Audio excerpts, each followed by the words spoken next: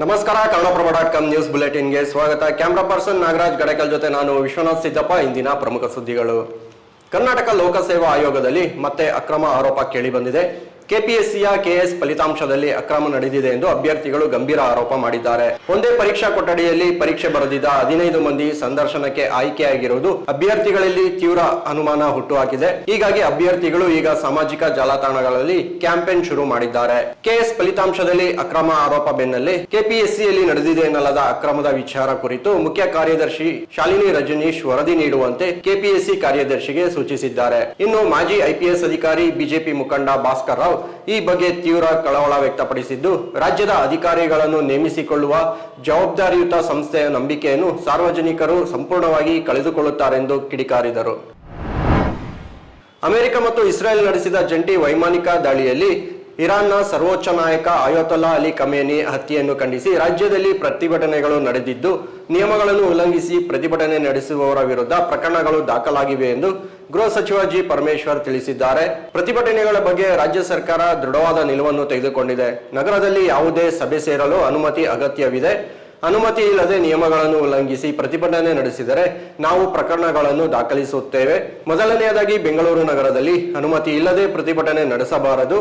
ನಾವು ಪ್ರಕರಣಗಳನ್ನು ದಾಖಲಿಸುತ್ತಿದ್ದು ಅವರನ್ನು ಬೀದಿಗೆ ಬರಲು ಬಿಡುವುದಿಲ್ಲ ಎಂದು ಗೃಹ ಸಚಿವರು ಎಚ್ಚರಿಸಿದರು.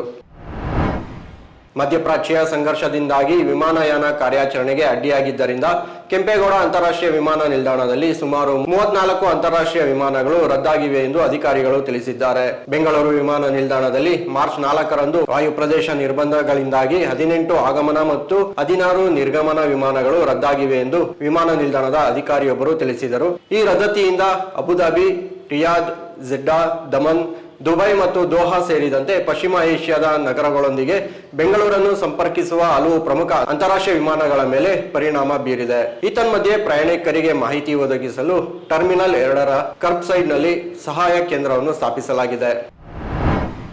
ಬೆಂಗಳೂರಿನಿಂದ ತಿರುಪತಿಗೆ ಹೊರಟಿದ್ದ ಕಾರು ಆಂಧ್ರದ ಚಿತ್ತೂರು ಬಳಿ ಅಪಘಾತಕ್ಕೀಡಾಗಿದ್ದು, ಅಪಘಾತದಲ್ಲಿ ಕರ್ನಾಟಕದ 5 ಸಾವನ್ನಪ್ಪಿದ್ದಾರೆ.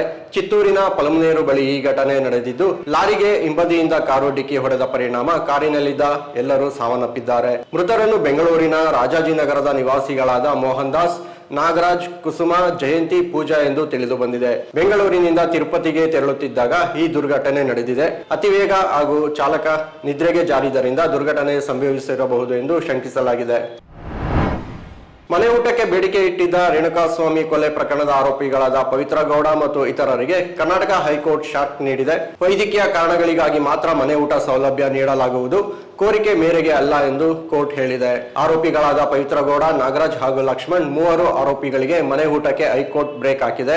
ವಾರಕ್ಕೊಮ್ಮೆ ಹಾಗೂ ವೈದ್ಯಕೀಯ ಕಾರಣಗಳಿಂದ ಮನೆ ಊಟ ತರಿಸಿಕೊಳ್ಳಬಹುದು ಎಂಬ ಕೆಳಹಂತದ ನ್ಯಾಯಾಲಯದ ಆದೇಶವನ್ನು ಹೈಕೋರ್ಟ್ ರದ್ದುಪಡಿಸಿದೆ. ಬೆಂಗಳೂರಿನ ಪರಪ್ಪನ ಅಗ್ರಹಾರ ಜೈಲಿನಲ್ಲಿದ್ದ ಪವಿತ್ರ ಗೌಡ, ನಾಗರಾಜ್ ಮತ್ತು ಲಕ್ಷ್ಮಣ್ಗೆ ಮನೆ ಊಟ ಬರುತ್ತಿತ್ತು. ಇವು ಇಂದಿನ ಪ್ರಮುಖ ಸುದ್ದಿಗಳು. ವಿವರವಾದ ಸುದ್ದಿಗಳಿಗಾಗಿ ಕನ್ನಡಪ್ರಭ.com ನೋಡಿ. ನಮಸ್ಕಾರ.